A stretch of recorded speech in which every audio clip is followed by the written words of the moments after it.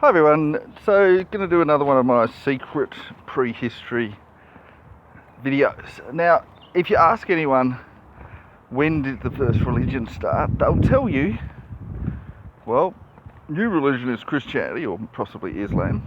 The old religion was Judaism. There you go.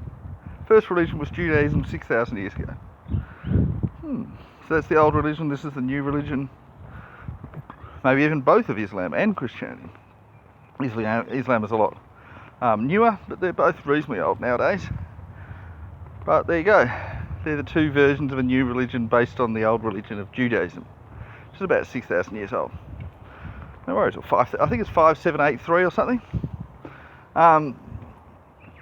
Okay, that's as simple as you get. And then you have, then there's, on the eastern side, Eastern religions, then you have Hinduism, and that became, Buddhism is the new version of Hinduism. I'm not sure of the years, but it's a bit more than 6,000, we'll just say. And it's okay, alright, so you got those two. And then they say, but really Judaism's kind of based on some of the older ones, like the ancient Greeks, the ancient Egyptians, ancient Romans. So, okay, alright, when were they? Still, 8,000, 9,000 years, that sort of thing. Okay. And then they're all based on Sumer. So Sumer, of course, that was actually the name for the world, but it's the religion of the people in Mesopotamia, or modern-day Iraq. And they call themselves Shinar, but they call the world Sumer. So we call them Sumerians because we just do. Probably shouldn't. There's probably a better word for them, but that's what we call them. So they're the first religion. But everything since then, and all modern religions, are based on them. So the Hindus, the Muslims, the Buddhists, Christians, Jews, all based on them. Okay, that's great. Right, so we can understand that. So it all starts with the Sumerians. Now, when did that start? About 8,000 years ago. Okay.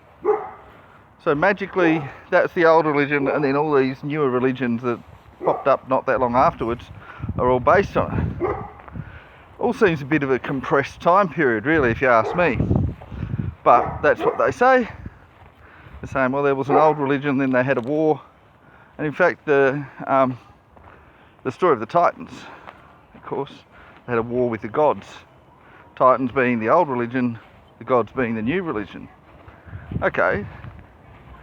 And these massive Titans, and that's Greek or Roman, both pretty much the same religion at that point. Romans kind of stole the ideas from the Greeks, but of course then the Romans say, no, they were our ideas, Greeks stole them from us. I think history's proven the Greeks had it first, but anyway, regardless of that, that was a war between the old religion of the Titans and the new religions. Alright, okay, good. One of the big Titans was called Atlas. Atlas, of course, where we get Atlantis from. And you have a King Atlas of Mauritania, who was the first king of Mauritania. Interesting that it was called Atlas, and that according to mythology, Atlas created Atlantis, and according to geography, Atlantis was in Mauritania. Still is there, it's just nobody living there anymore. It's a place called the Richat structure. So anyway, so we have all these little connections, and then we're going, okay, hello. And then we're going, okay, so has anybody dug up the Richat? They refuse. But they have done some scans on it, and they said, there was a civilization that started there 128,000 years ago and lived until about 25,000 years ago. Almost to suggest that Atlantis was 100,000 years old when it just was destroyed. Okay, can't have been much of a civilization, then we say, because we know that, this is what we're told. We broke free from the monkeys and the apes and all that, and about, we say officially 4 to 8 million years ago. I often say 10 million years ago, just to be safe. And then we became humans 2.5 million years ago. So they were hominids from 4 to 8 million years. 2.5 million, they were humans. Then they became Homo sapiens about 370,000 years ago. And then Homo sapiens sapien 160,000 years ago. Still, we weren't doing anything in that time. That whole time, nothing. Until about 8 to 10,000 years ago, when suddenly all this stuff happened. Suddenly we had civilizations, we had religion, we had everything happening all at once. Nothing happened before that. So that's odd, isn't it? I find that odd. I mean, we talk about how much stuff's happening right now. And the funny thing is, when I was little, I said, oh, all the stuff that's happened in the last 10 years. And then now we're saying all this stuff that's happened in the last 10 years, but not much happened when I was a kid. And yet when I was a kid, we were saying, oh yeah, all this stuff was happening.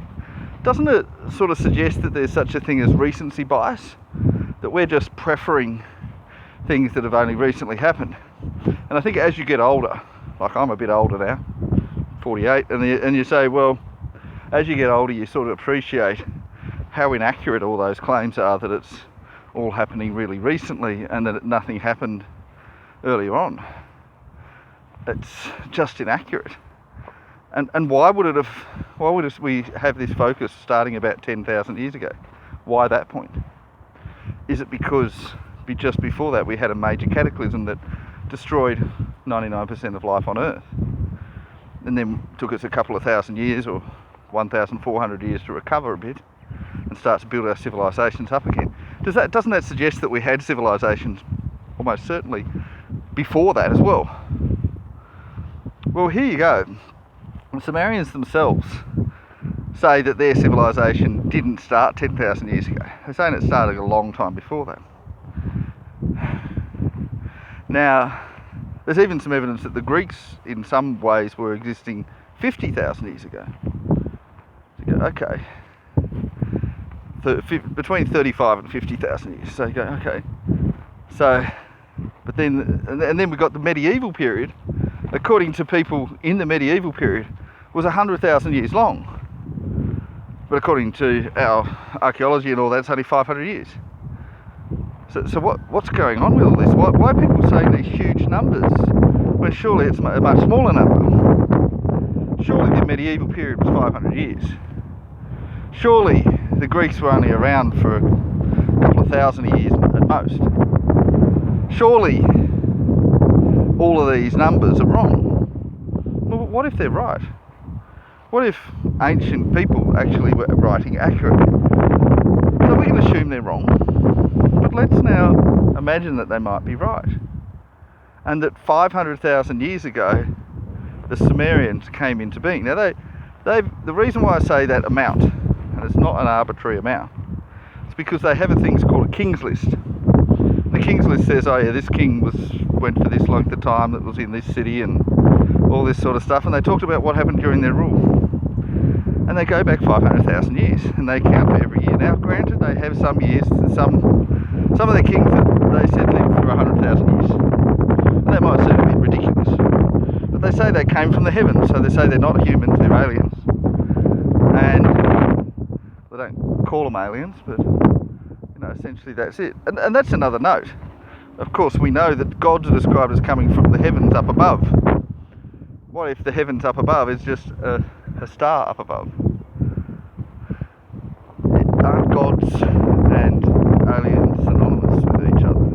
Aren't they the same thing? So wouldn't we in those days probably have worshipped an alien as a god? Probably wouldn't today. And what if they are gods and they're not aliens? What if they came to Earth today? We probably should at least have a try. Certainly in some parts of the world, they would just shoot them. So, yeah, we probably wouldn't worship them as gods. Probably wouldn't. Regardless of whether they're gods or aliens, we probably today would treat them as an alien, and back then we would treat them as a god. And treating them as an alien today, we'd be very wary. We'd probably be shooting them, killing them.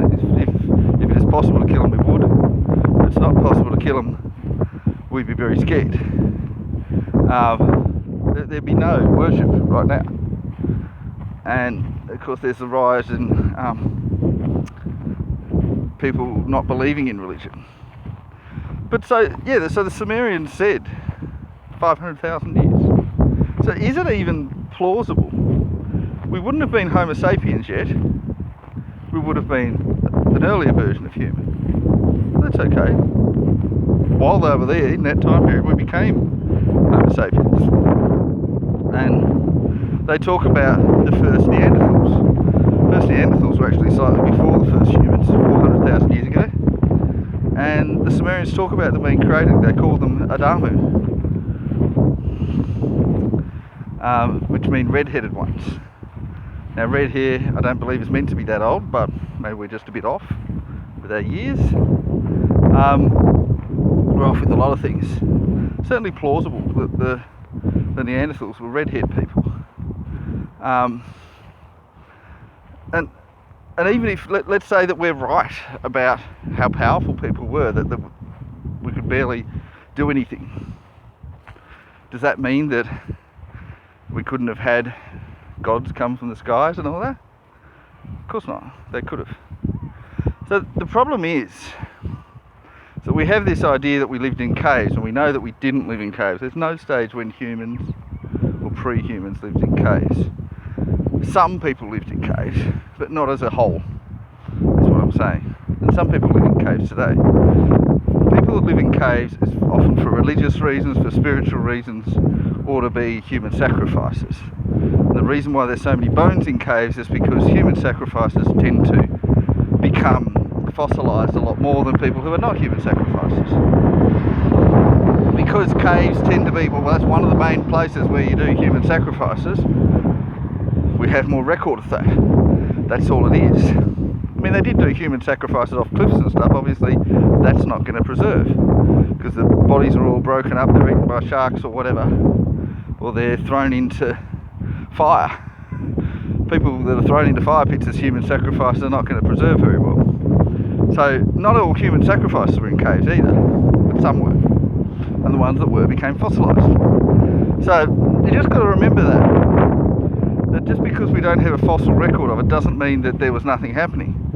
The only reason we got the fossil record a lot of the time is because we were doing human sacrifice. If we didn't do human sacrifice, there wouldn't be much of a fossil record. Then it'd only be left off to, we fall in certain types of mud and stuff like that. Otherwise there's no record. In fact, it's estimated that there's 75% or more of animals that have ever existed we have no record of because they didn't fossilise.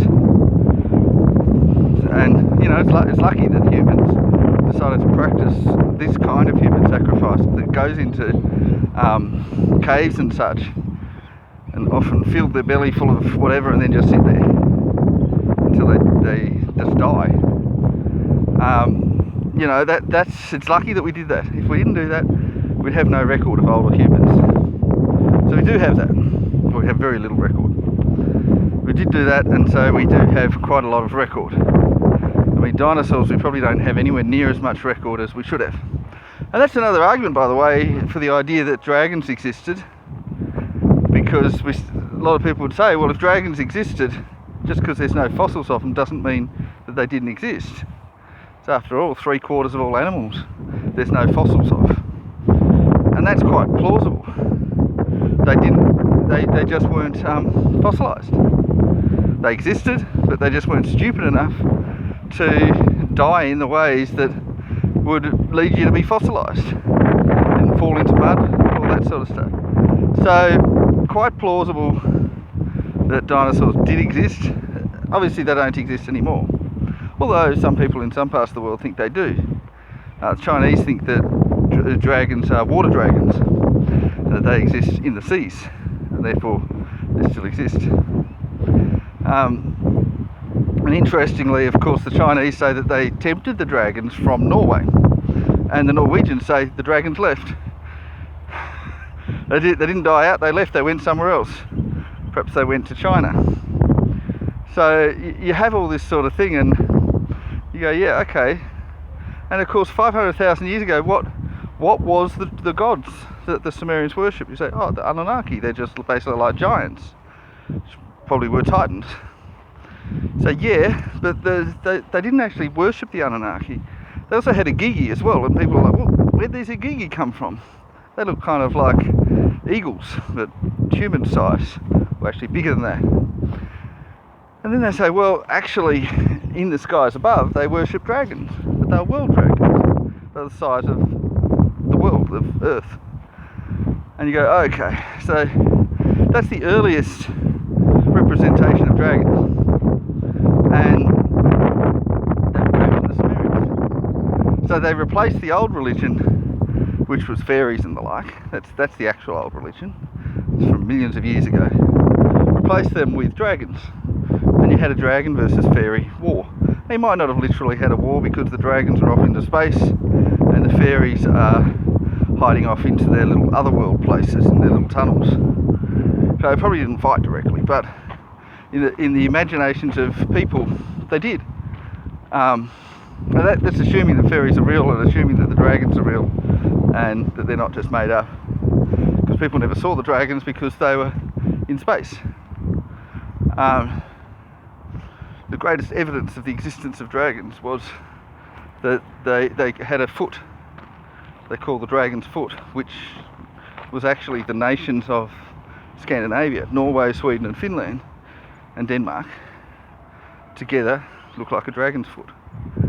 So I say, okay, a world dragon, who they say was a Jormungandr, put his foot there. That's the evidence of it. Grabbed hold of the earth in his little claw and put his foot there. There's the evidence of it.